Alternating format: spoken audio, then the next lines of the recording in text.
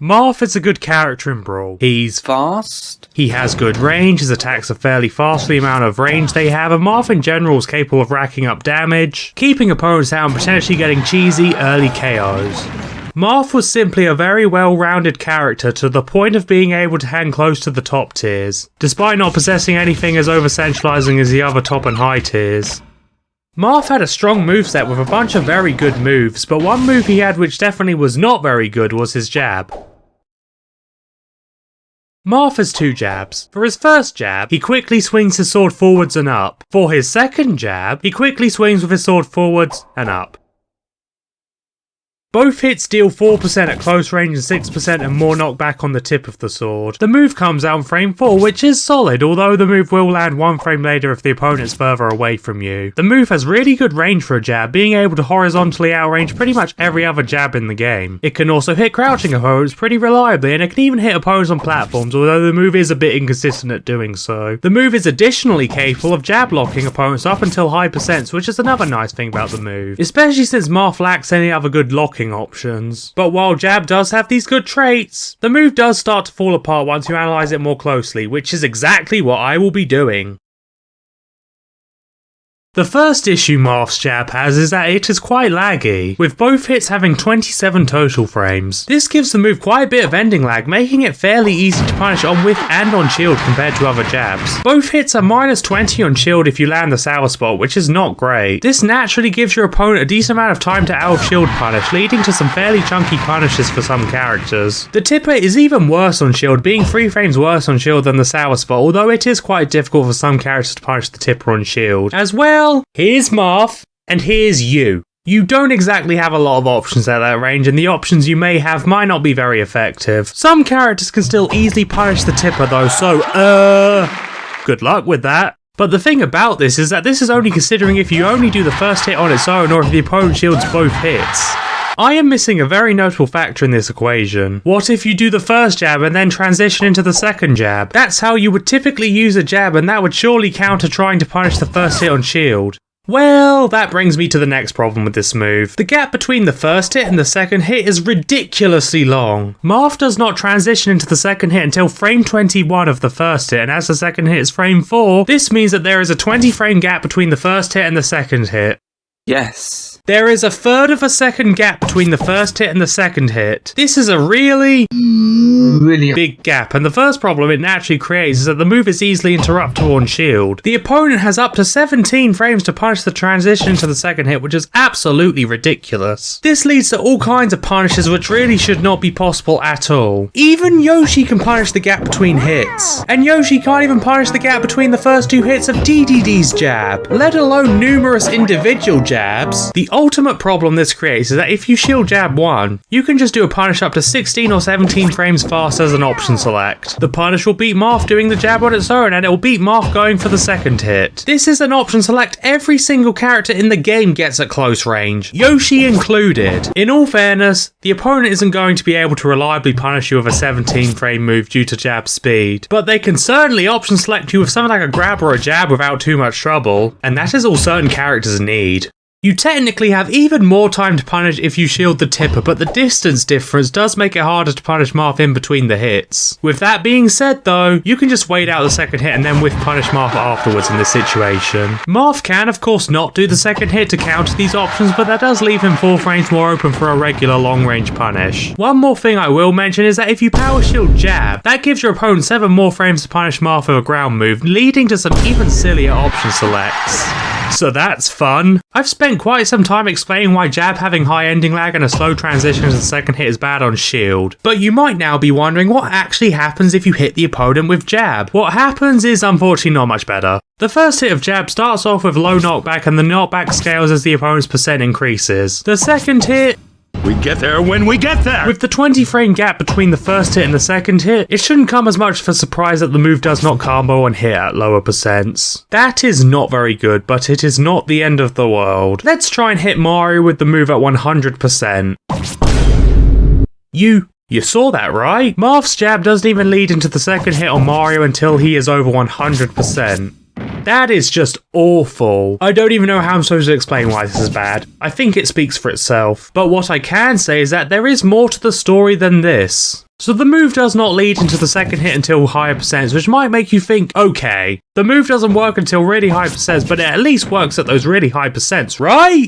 No! By the time jab actually has enough hit stun to combo into the second hit, the opponent is pushed too far away from the first hit to actually get hit by the second hit, even at point blank range. Bruh. There are only 3 ways you are actually going to get a jab to connect against a grounded opponent, and these solutions only work at specific percents at best. 1. You walk into the opponent and do the jab.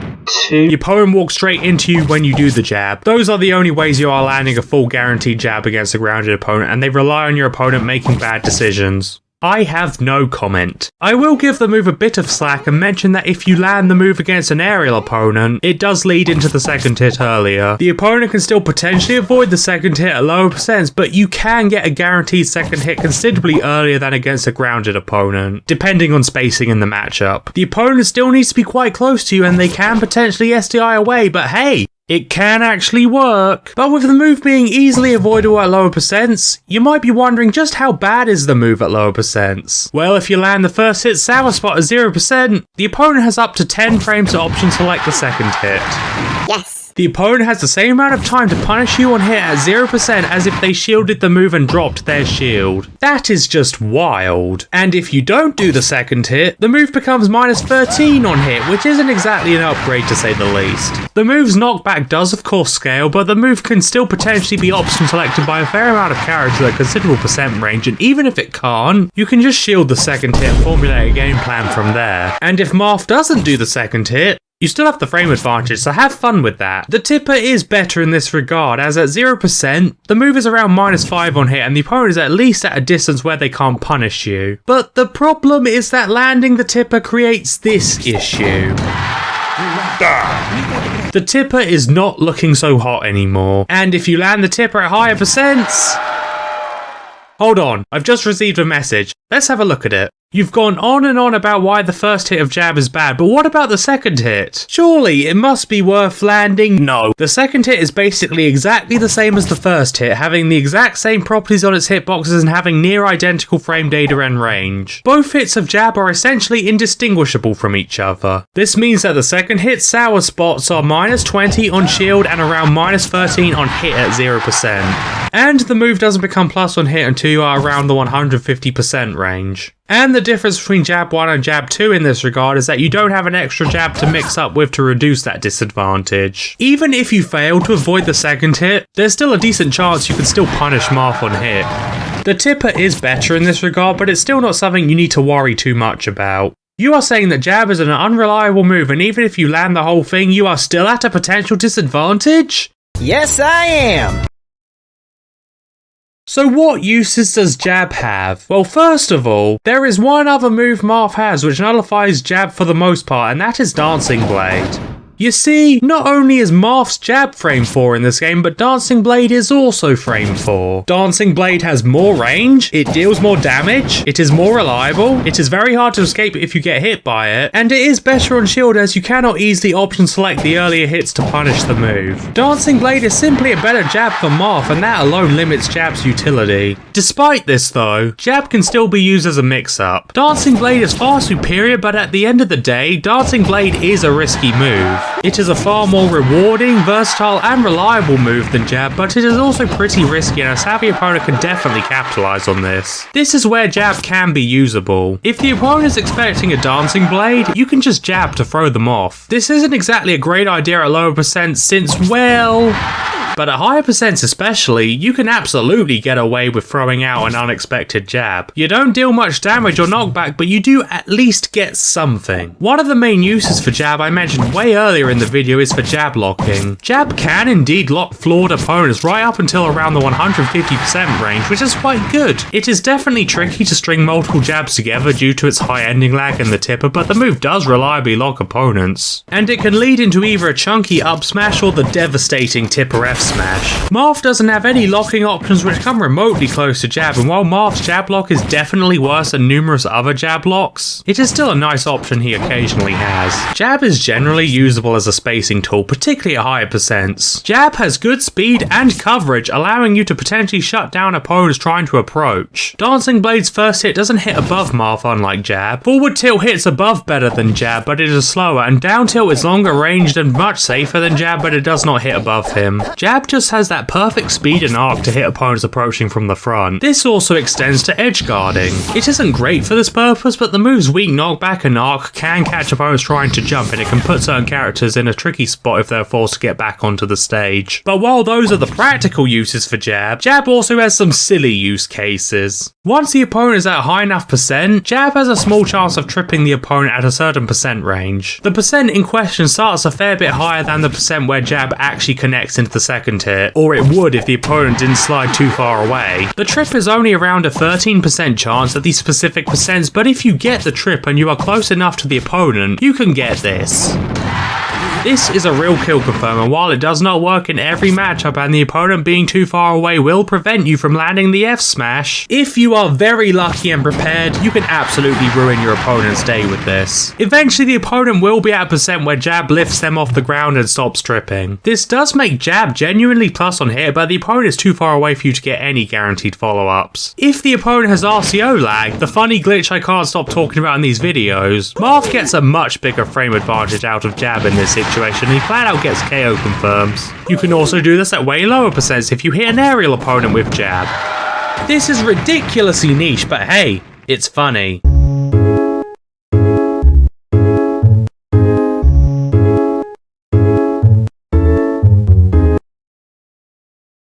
Overall, Marth's jab in Brawl is quite bad. It's pretty laggy, the gap between the two hits is way too long, and the move is either avoidable on hit, it launches opponents too far away to combo into the second hit, or both. Not to mention that the move is quite punishable on hit at lower percents. Jab is not an awful move by any means. It has good speed and range, and while the move does not work properly, it is a genuinely usable move at higher percents especially, and it does have some utility in Marth's kit. It is absolutely not the worst jab in the game, definitely not, but I would confidently call it the worst version of Marth's jab.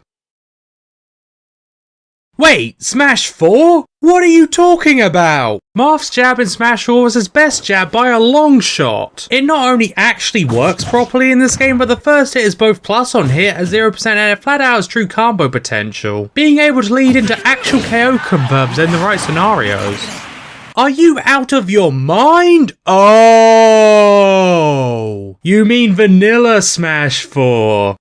I get it. Marth in the earlier version of Smash 4 was a very different character, in the sense that he was a lot worse than in the final game. One move which perfectly demonstrates this disparity is Marth's jab. Marth's jab in the final version of Smash 4 is very different to his jab in Brawl, as I've already briefly gone over. In earlier versions, however, the move was much closer to its Brawl counterpart, just with a few differences. The move had less range than in Brawl and had 29 total frames, 2 more than in Brawl and 4 more than in the final version of Smash 4. This of course meant that the move was even more punishable than in any other game, and this move was already stupidly unsafe in Brawl.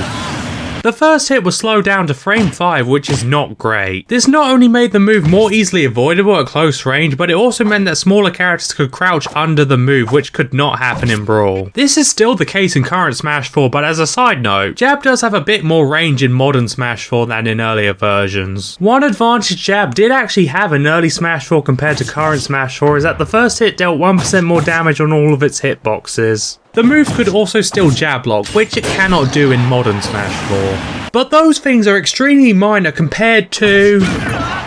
The first hit still transitioned just as slowly into the second hit as in Brawl, but the second hit was sped up to frame 3. This was a nice change on paper, but it didn't really change a lot in reality. The first hit does combo into the second hit earlier than in Brawl, although we are only talking around 10% earlier. And the second hit still has too much pushback to lead into the second hit at point blank range. The main benefit this faster startup had was that it gave the opponent 2 less frames to option select the move. But you still had 15 frames to option select on shield and 8 frames to option select on hit at 0%, which is still a lot. The second hit's properties were still exactly the same as the first hit in early Smash 4, and since there's 2 more frames of ending lag, the opponent had more time to punish you than in Brawl, including on hit.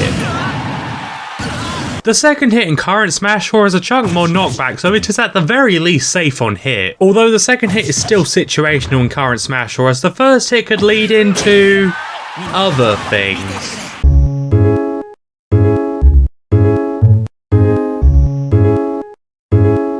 The move still had mostly the same utility as Brawl, but its slower speed made it even less effective.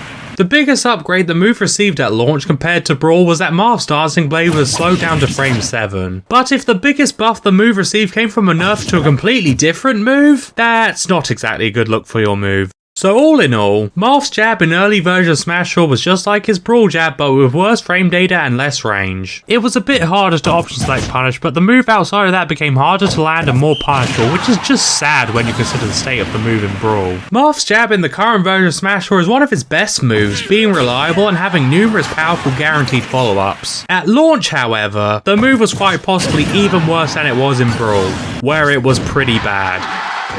And one last thing I guess I should mention is that Lucina from Fire Emblem Awakening jab was also like Marth's Brawl jab in early Smash 4. Compared to Marth, it dealt a bit more damage and knockback and of course had no tipper. Her second hit was a fair bit stronger than Marth's Sour Spot, although not by a lot. Lucina's version was actually 2 frames worse on shield compared to Marth's in early Smash 4, which meant that the opponent had 2 more frames to punish and option select on shield. A funny thing is that in the vanilla 3DS version specifically, Lucina's jab had higher knockback values than Marth's, being the same strength as her second hit. I think that this was actually a good thing, as since the move is unreliable and unsafe on hit anyway, the move having more knockback made it less bad on hit. This was changed in time for the Wii U version, however, with the first hit's knockback being made closer to Marth's Sour Spots, which made the move worse on hit, and it still didn't lead into the second hit properly, so it was a lose-lose situation all things considered.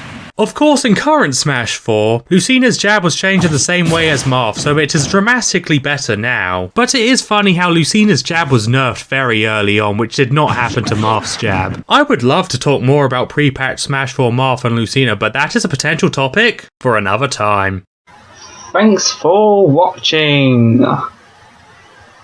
Guys. Just smash the like button, comment and subscribe.